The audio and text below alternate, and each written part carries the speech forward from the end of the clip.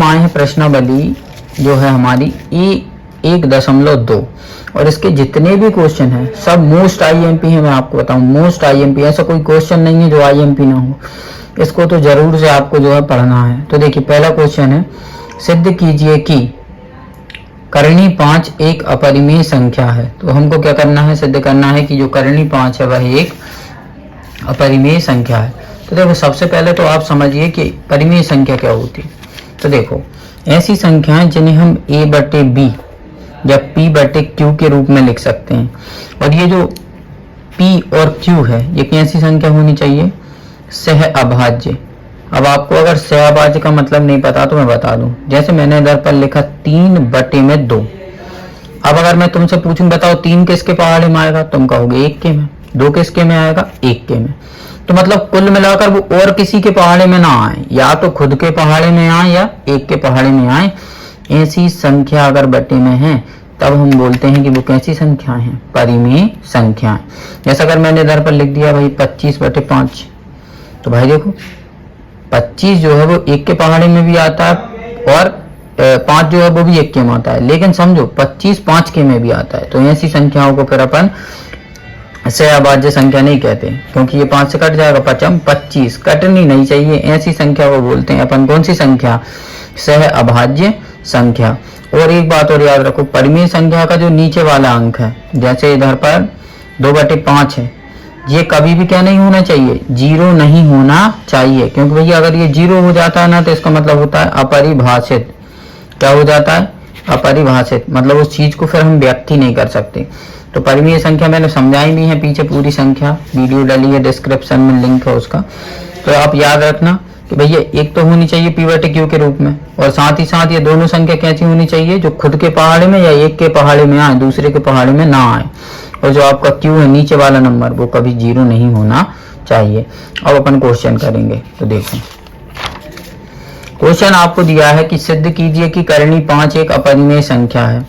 हल आप इसका उल्टा मान लो, माना कि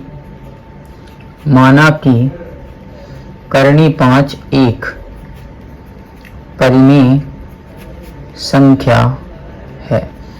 अब भाई आपने जब करणी 5 को परिमेय संख्या मान लिया तो फिर आप इसे किस रूप में लिखेंगे, a/b या p/q। क्योंकि हमने पढ़ा है भैया जो भी संख्या परिमेय होती है वो बट्टे में लिखाती a/b।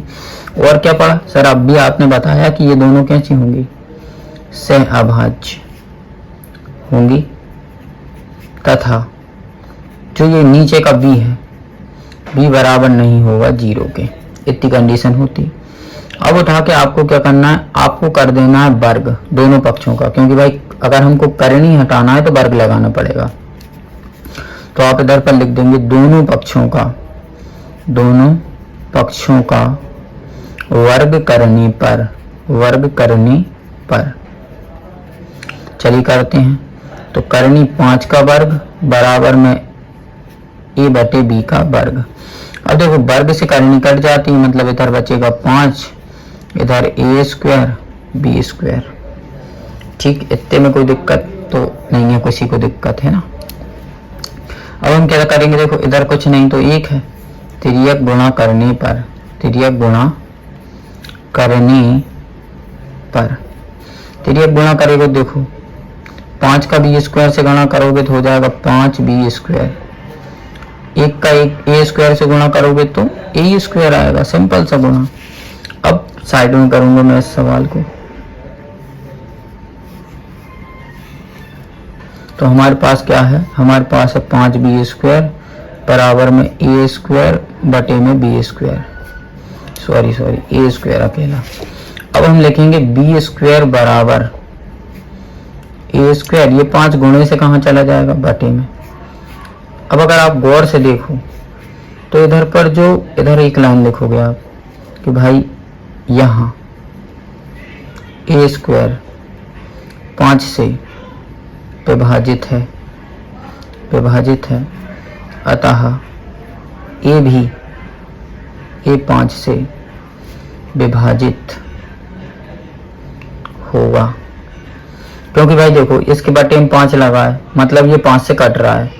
अब उदाहरण के लिए मान के चलो ये कुछ भी ऐसा नंबर है जो 5 से कट रहा है, तो ये जो नंबर है ये भी क्या होगा, 5 ही होगा ना। जैसे मान चलो 25 है बटे में 5 है, तो 25 5 से कटेगा। तो भाई 25 का अगर वर्ग लगा है तो वो ओ से क्या होगा, वो रियल में 5 का वर्ग होगा, तो 5 भी 5 से कटेगा। हम ये बोल रहे हैं पहले। अब इसे मान लो आप समीकरण नंबर 1। अब आपको क्या करना है, हमें समझ में आ गया, मतलब ये ए ऐसे नंबर है जो 5 इसमें आता है, तो आपको ए बराबर कुछ मानना है। तो आप इधर पर लिख देंगे माना कि ए बराबर 5c है, ए बराबर 5c। अब ये ए का मान समीकरण 1 में रख दो, ए का मान समीकरण 1 में रखने पर, चलिए रखते हैं। तो क्या है हमारे पास बी स्क्वायर बराबर ए स्क्वायर बटे में 5, तो बी स्क्वायर बराबर ए की जगह हम 5c रख देंगे, तो 5c का होल स्क्वायर बटे में 5। अब क्या होगा, बी स्क्वायर बराबर 25 सी स्क्वायर बटे में 5, 5 से 5 काट दो, 5 25। अब गौर से देखोगे तो होगा क्या, देखो हमारे पास क्या बचा, तो हमारे पास बचा है बी स्क्वायर बराबर 5c स्क्वायर। तो हम क्या कर रहे हैं, देखो सी स्क्वायर बराबर क्या हो जाएगा, तो बी स्क्वायर का बी स्क्वायर और बटे में ये 5 इधर गुणे में कहाँ पहुंच गया, बटे में पहुंच गया। अब आप लिख सकते हो वही की वही लाइन इधर पर लिख दो, मैं साइड में ही कर दे रहा हूँ। हमारे पास क्या आया है भैया, सी स्क्वायर बराबर बी स्क्वायर बटे 5। सेम टू सेम लाइन लिख दो, यहाँ बी स्क्वायर 5 से विभाजित है, अतः बी भी 5 से विभाजित होगा।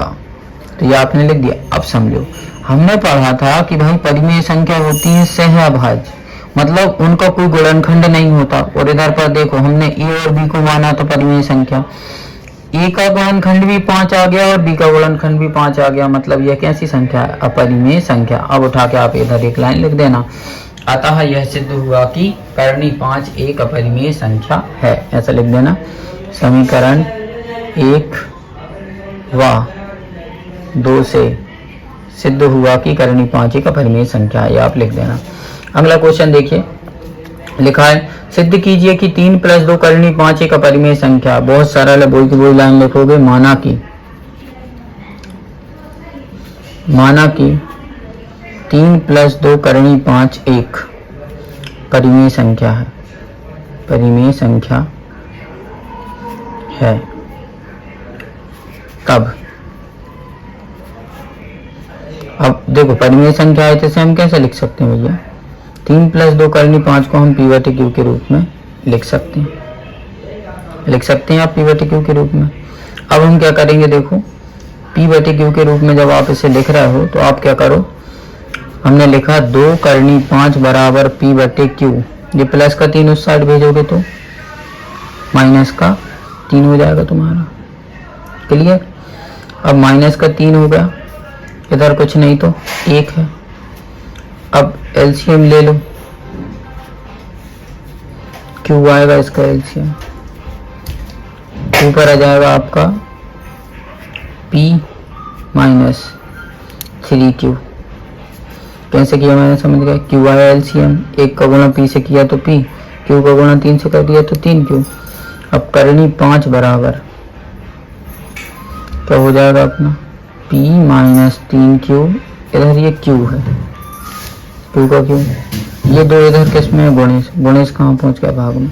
अब तुम देखो, अब भी हमने सिद्ध किया है कि करनी 5 कैसी संख्या है, अपरिमेय, और ये वाली संख्या कैसी है, परिमेय।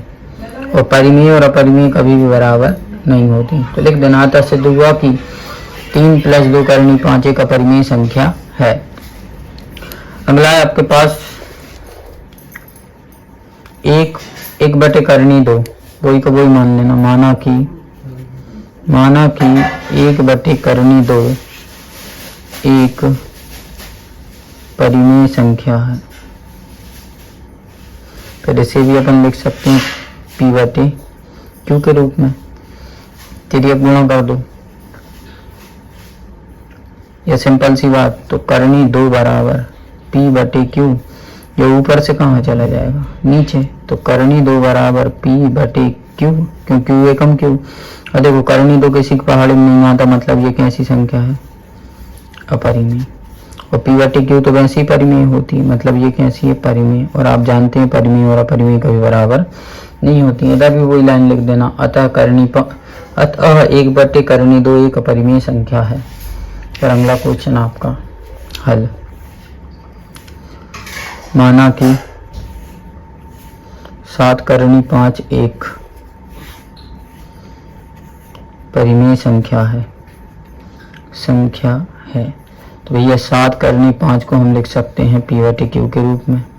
तो करनी 5 बराबर P बटे Q, ये 7 गुणे से कहाँ पहुंच जाएगा, बटे में।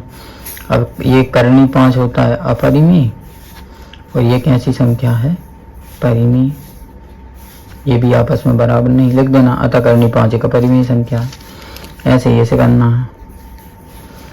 कोई माना कि 6 प्लस करनी 2 एक